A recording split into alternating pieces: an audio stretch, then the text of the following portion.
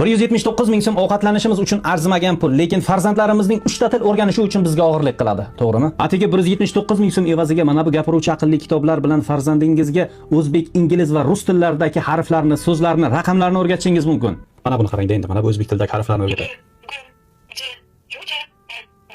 Mana. Ingliz tilidagi harflarni o'rgatadi.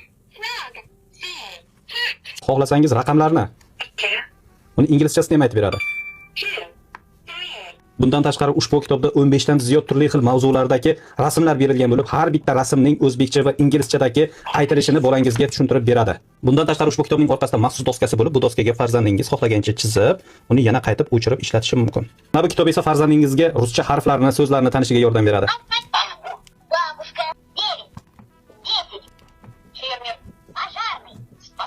Agar farzandingizning kelajagi qorningizdan muhimroq bo'ladigan bo'lsa, hoziroq buyurtma qiling.